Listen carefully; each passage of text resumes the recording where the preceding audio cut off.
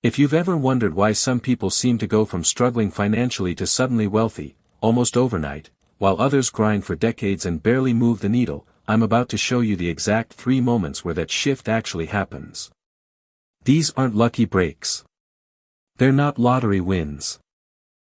They're predictable, mathematical tipping points that happen inside almost every wealth-building journey, and once you understand them, you'll know exactly where you stand right now and how close you might already be to your own explosion in net worth. Welcome back to Canadian Finance Hub with James.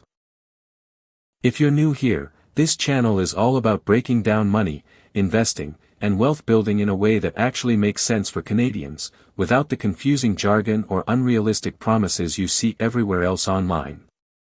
Today we're diving into something that most people never fully understand until they've already lived through it, the 3 tipping points where your net worth stops crawling forward and starts genuinely accelerating. If you've been investing for a while and feel like nothing is happening, stick around, because chances are you're closer to the first tipping point than you realize. Let's get into it. Here's something almost nobody tells beginners. Wealth building doesn't grow in a straight line. It feels like a straight line for years, painfully slow, almost invisible, and then suddenly it isn't. That's because net worth growth is not linear, it's exponential, and exponential growth is deceptive in the beginning because the early numbers look tiny even though the underlying mechanics are working exactly as they should. Understanding where the tipping points sit is the difference between quitting too early out of frustration and staying the course long enough to actually experience the explosion. The first tipping point happens when your investment growth starts to outpace your own contributions. In the beginning, almost all of your net worth growth comes from you. You save $100, you invest it, your net worth goes up by roughly $100. The market barely factors in because your account balance is still small. This stage can feel discouraging because you're doing everything right, saving consistently, investing regularly, and your net worth still seems to be crawling. But here's the shift that changes everything. Once your portfolio reaches a certain size, even a modest annual return in dollar terms starts to rival or exceed what you're able to contribute from your paycheck. For example, if you have $5,000 invested, a 7% return in a year is roughly $350. That's barely noticeable.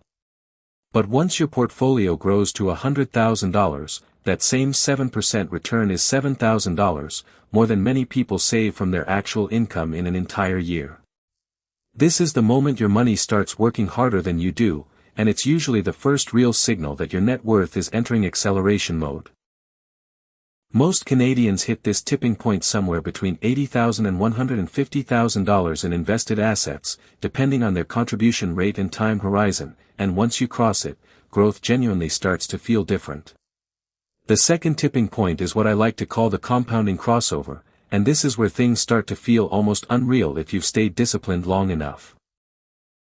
Compound growth means you're not just earning returns on the money you put in, you're earning returns on your previous returns as well.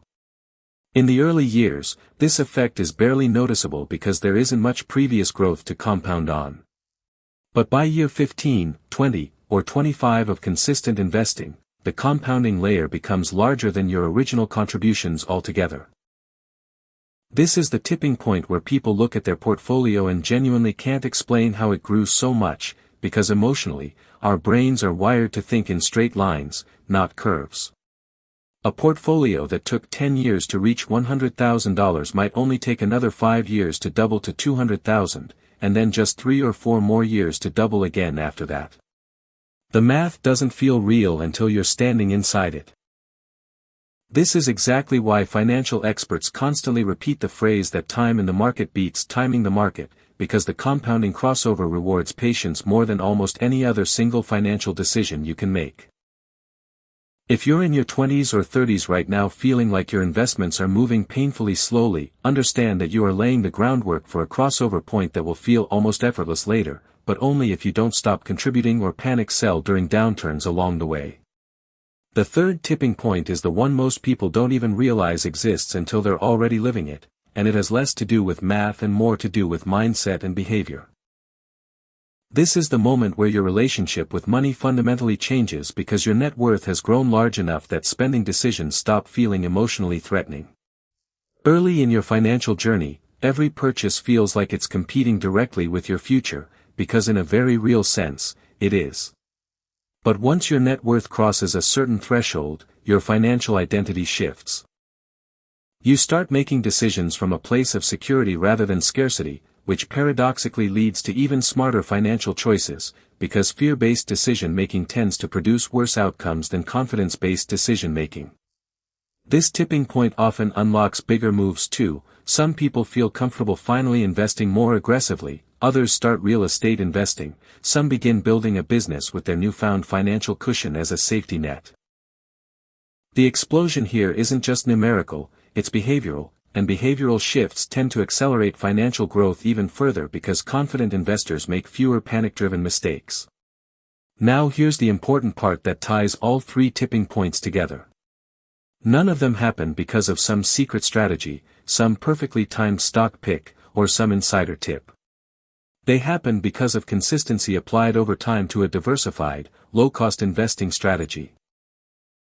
The people who hit these tipping points aren't necessarily the smartest investors in the room, they're the ones who kept contributing through market downturns, who didn't panic sell when headlines got scary, and who trusted the process long enough for the math to actually work in their favor. If you're using a TFSA or an RRSP here in Canada, every contribution you make today is quietly building toward that first tipping point, even if it doesn't feel like it yet.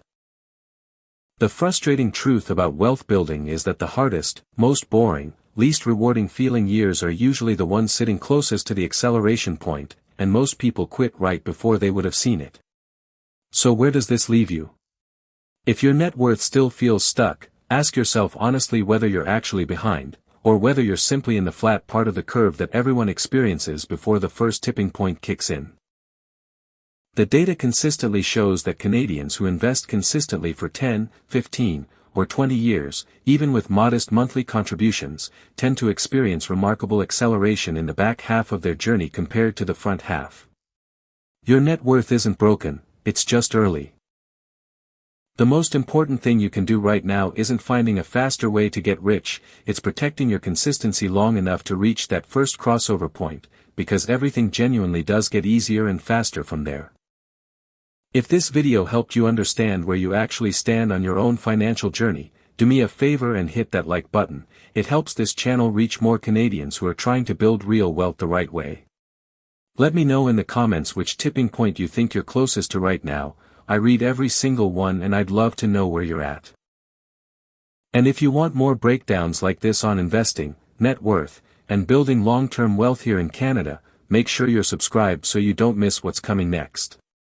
This has been Canadian Finance Hub with James, and I'll see you in the next video.